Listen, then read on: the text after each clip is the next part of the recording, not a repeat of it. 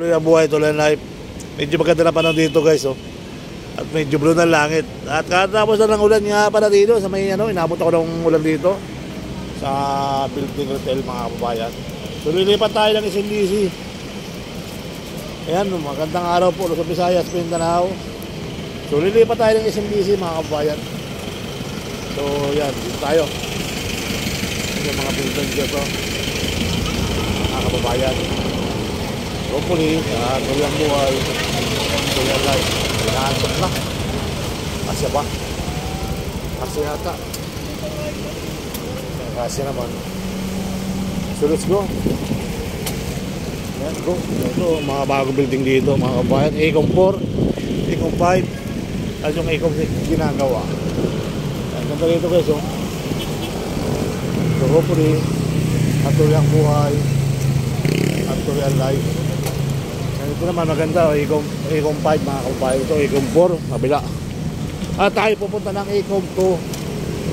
Ayan, so muli tuloy ang buhay, tuloy ang life. Ito nang mga kababayan sa dulo.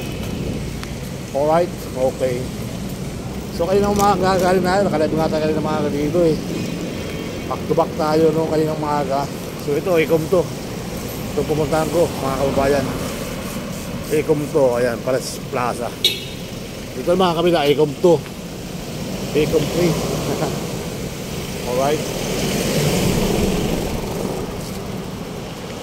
So mga kababayan, ito yung Ecom 4.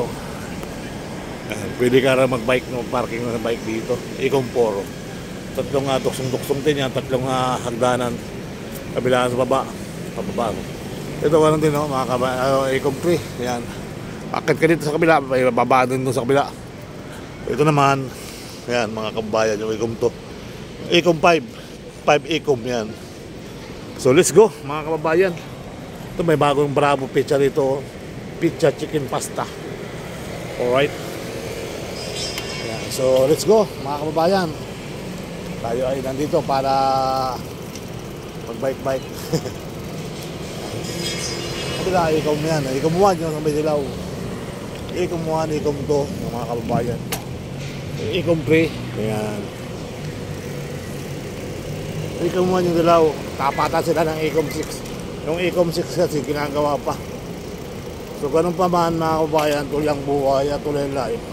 So meron tayo dito mga ginagawang project mga kababayan sa dagat na reclamation area. Alright. So yun ang kabang-abang mga kababayan, dagat na naging talagang siguro mga 2030 mababago na itsura dyan. 2030 maraming mababago sa Pilipinas. PNR na-upload na siguro mga kababayan 2030. So PNR nasa taas na rin yan. Ayan, mga bagong project ng government mga kababayan. So yun yung sobrang init na ngayon.